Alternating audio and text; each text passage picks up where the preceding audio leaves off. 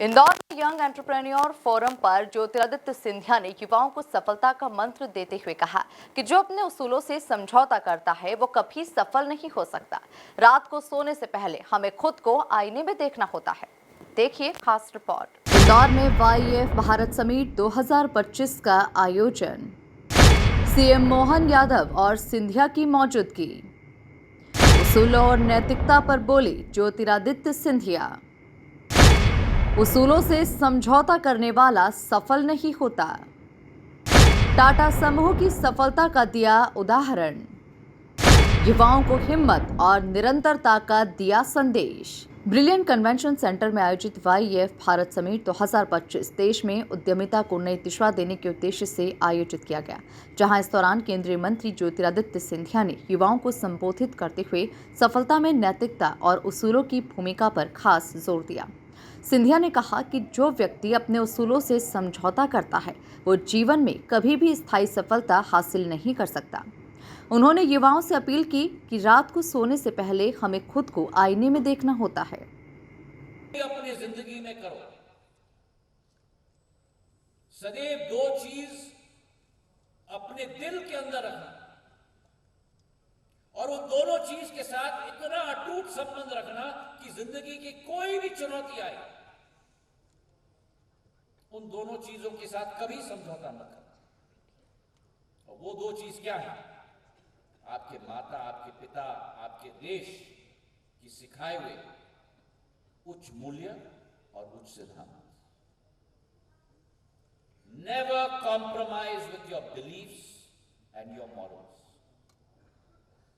It is what will stand by you till the last day of your life. और अंत में रात में सोने के पहले हमें अपना ही चेहरा शीशे में देखना पड़ता है और आपका चेहरा आपको कभी झूठ नहीं बोलेगा। और अगर सिद्धांतवादी जीवन जियोगे, मूल्यवादी जीवन जियोगे और बिजनेस के क्षेत्र में भी बहुत सीख हमें मिले जहां लोगों ने शॉर्टकट लिया है, लोगों ने दूसरों का पैसा हड़पा है। ये याद रखना, आप हेडलाइन बनाओगे लेकिन आप लेगेसी कभी नहीं बनाओगे। आपके बाद भी आपकी संस्था चले, पीढ़ियों पर पीढ़ी चले, ये आपका लक्ष्य होना चाहिए। और ये अगर आपका लक्ष्य है तो उस लक्ष्य की पूर्ति करने के लिए उच्च मूल्य और उच्च सिद्धांत जो भारत माता की असली बीज है उसे सदैव अपने हृदय में रखो। अपने संबोधन में ज्योतिरादित्य सिंधिया ने टाटा समूह की सफलता का उदाहरण भी दिया। उन्होंने कहा कि करीब 250 साल पहले एक घने जंगल में टाटा स्टील का प्लांट लगाया गया था। आज वही टाटा समूह ब्रिटिश स्टील का अधिग्रहण कर दुनिया की सर्वश्रेष्ठ कंपनियों में शुमार हो चुका है।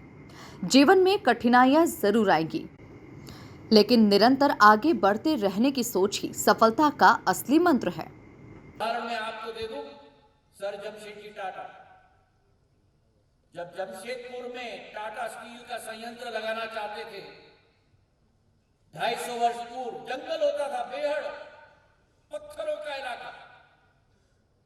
लोग कहते थे पागल आदमी है, लेकिन उनका जब एक बार उनका मन बन गया, संकल्प बन गया, आज टाटा स्टील